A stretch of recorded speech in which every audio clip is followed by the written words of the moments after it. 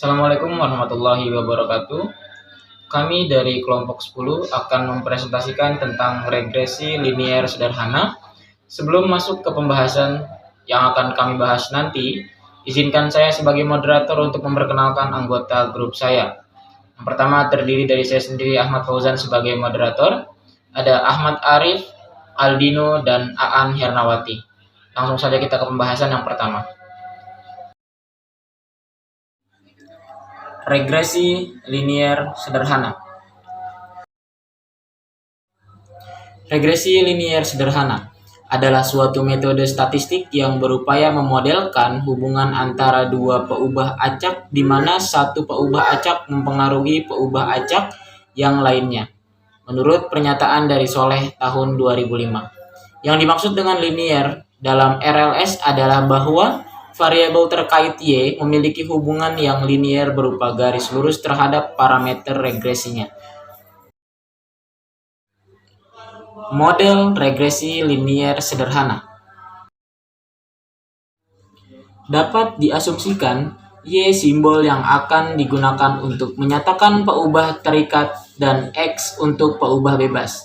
Selanjutnya, hal penting yang perlu diketahui dalam menaksir model RLS adalah mempelajari asumsi-asumsi dari model regresi sebagai berikut. Yang pertama, peubah bebas atau X mempengaruhi peubah terkait atau Y secara linier. Yang kedua, peubah terkait Y atau disebut juga respons bernilai kuantitatif di mana peubah tersebut memiliki distribusi normal. Yang ketiga, peubah bebas atau X bernilai kuantitatif dan tidak memiliki distribusi. Dan yang keempat, nilai error atau kesalahan pengukuran model regresi memiliki distribusi normal. Assalamualaikum warahmatullahi wabarakatuh. Perkenalkan, nama saya Ahmad Arif dengan NIM 2110105021171. Di sini saya akan menjelaskan tentang persamaan regresi linier sederhana.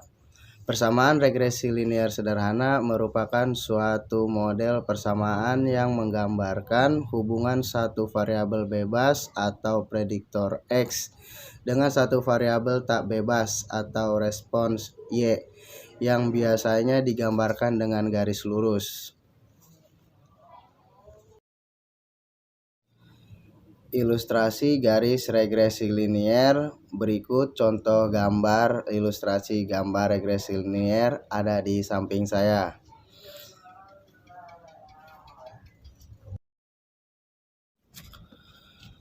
Persamaan regresi linier sederhana secara matematik diekspresikan oleh Y sama dengan A plus BX, yang mana Y sama dengan garis regresi atau variabel respons. A sama dengan konstanta intercept perpotongan dengan suatu vertikal. X sama dengan variabel bebas atau prediktor. Dasarnya konstanta A dan B dapat ditentukan menggunakan persamaan. Berikut contoh ilustrasi gambarnya ada di samping saya.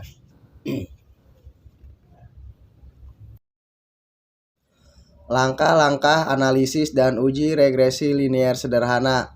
Yang pertama, menentukan tujuan dari analisis regresi linier sederhana. Yang kedua, mengidentifikasi variabel prediktor dan variabel respon. Yang ketiga, melakukan pengumpulan data dalam bentuk tabel. Yang keempat, menghitung X kuadrat, X, Y, dan total dari masing-masingnya. Yang kelima, menghitung A dan B menggunakan rumus yang telah ditentukan. Yang keenam, membuat model persamaan garis regresi. Yang ketujuh, melakukan prediksi terhadap variabel prediktor atau respon.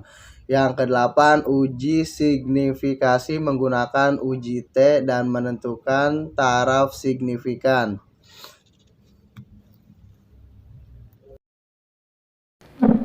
Koefisien determinasi atau R kuadrat.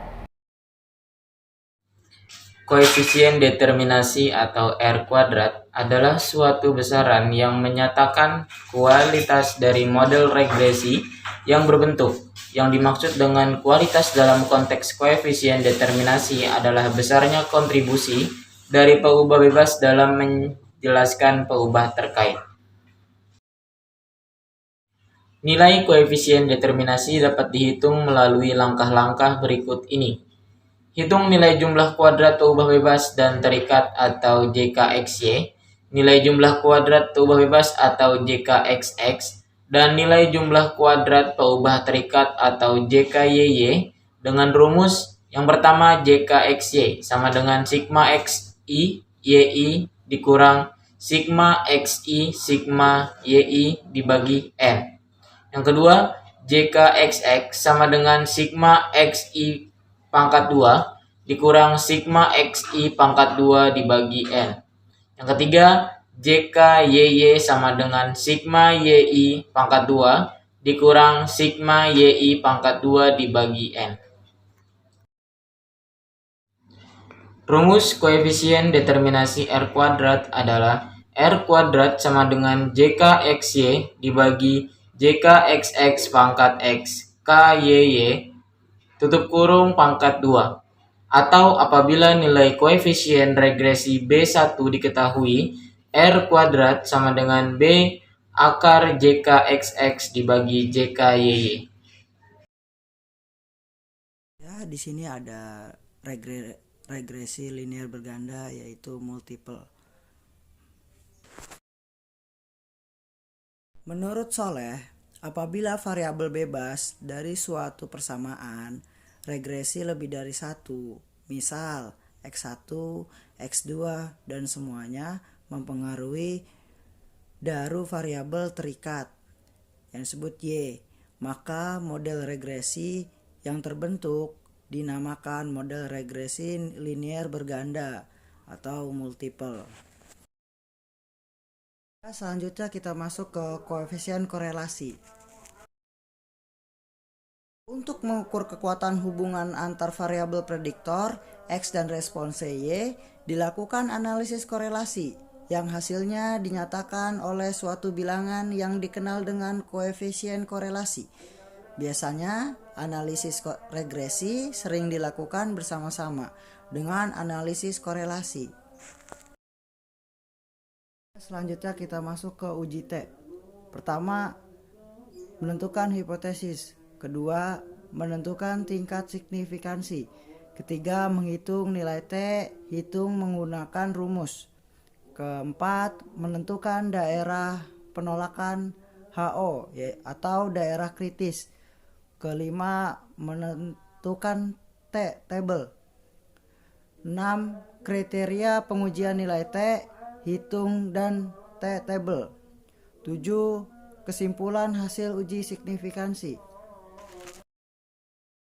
Kesimpulan yang dapat kita ambil dari penjelasan materi tentang regresi linier sederhana adalah yang pertama, regresi linier sederhana adalah suatu metode statistik yang berupaya memodelkan hubungan antara dua peubah acak di mana satu peubah acak mempengaruhi peubah acak yang lainnya, yaitu dikemukakan oleh Soleh tahun 2005. Yang dimaksud dengan linier dalam RLS adalah bahwa variabel terkait atau Y memiliki hubungan yang linier berupa garis lurus terhadap parameter regresinya.